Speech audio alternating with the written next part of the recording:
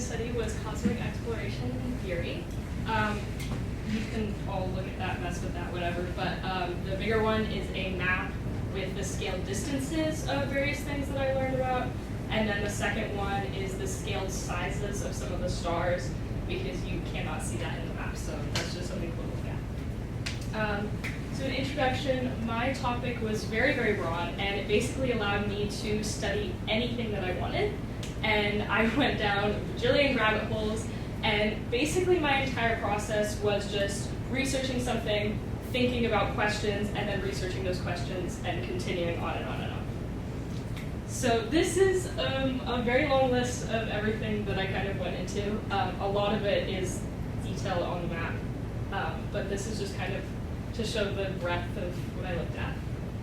And then I'm kind of going to just go through my thought process through one example, which is about tidal forces in the moon, and it includes the Artemis mission, so I thought that would be good that many of you know about that. So to kind of begin, a lot of what I did was I just began by reading Cosmos, which is a book by Carl Sagan. Mr. Costello recommended it to me for this independent study, and so I was reading that. And as I would kind of read, he would mention something that I just found interesting and would then continue to research. So one of those things was electron degeneracy pressure in gas giants. It's usually in white dwarf stars. So when a star collapses, it turns into a white dwarf, which is a smaller star, but it doesn't collapse fully because of the electron degeneracy pressure that's pushing back against the gravity. But this is also in gas giants, which I thought was very interesting.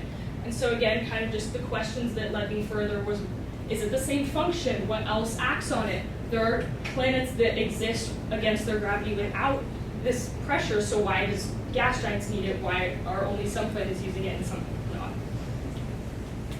And then continuing, just kind of going through these questions and learning more about them. So this is a kind of diagram, very basic, very clear about kind of the forces and the directional forces. But basically, Jupiter's core is very, very close to being a brown dwarf star, which is the smallest star. And so that's why it has more electron degeneracy pressure than other gas giants. And so when I was kind of comparing it to Saturn, Saturn also has it, but not as much, and it relies more on thermal energy to kind of push back against gravity. And then Saturn, everybody loves Saturn's rings, and that's very clearly where I went next. So just kind of learning about how they came to be what they are, and one of the things that I focused on were tidal forces. So one of the theories about how Saturn's rings were created was that a moon or a comet or another kind of protoplanet came too close to Saturn, its tidal force broke it down, destroyed it, and then it's distributed into the rings.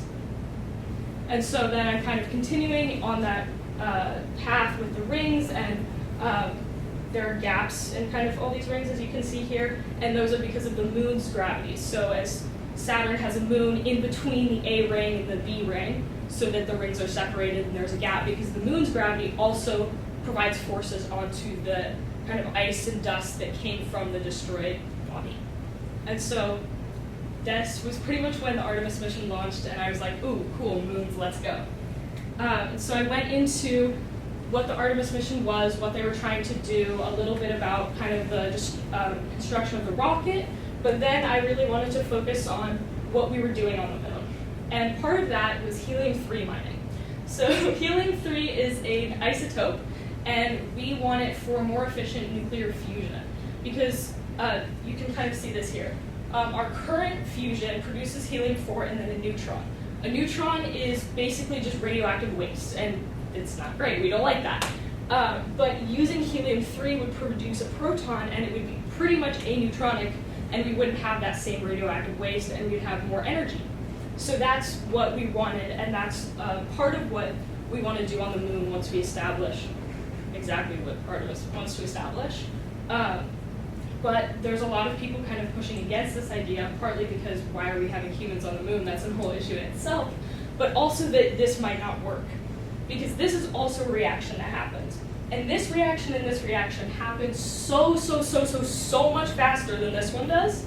And so the energy that we would need to force this reaction to occur may offset the energy that we gain, but we haven't tested it and we don't exactly know what's going to happen with that. but that's kind of just where I went. And you guys can clearly see we started at electron degeneracy pressure and we ended up at nuclear fusion. And this was maybe in a span of 2 weeks. So that kind of process is just the way that I was able to explore the topic and explore exactly what I was interested in at the time, and kind of just go where my curiosity took me. And then changes and challenges. So my original proposal when I was writing it out, I had like, this is what I'm gonna do at this time. This is what I'm gonna do at this time. And it took a second for me to kind of figure out, oh wait, I don't need to do that.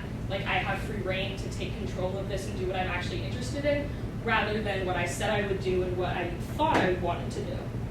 And so it took me a minute to kind of branch off from that, but once I did, it was really fun and I really enjoyed it. And the other thing was, as I went further down a rabbit hole, at some point I just couldn't get it, and it was a little too complicated. So one of those things is galaxy mapping. So I learned about galaxies, went down the rabbit hole, galaxy mapping. This is a professor at Oxford, and he designed some sort of system that I don't understand, but you turn an orbit into an orbital torus using a torus generator, and then you use those to somehow map a galaxy. It looks something like this. I don't know how it works. I don't. I could not explain it to you. But that kind of bridge was really interesting, and in the future, that's something that maybe I will understand and that I do want to kind of work towards and continue. And so that's kind of cool, but at some point, kind of each rabbit hole would get to that, and I'm just kind of sitting there like, okay, I don't know what's happening anymore, and I would kind of move on, go back to Cosmos, or go back to something that I wanted to research next.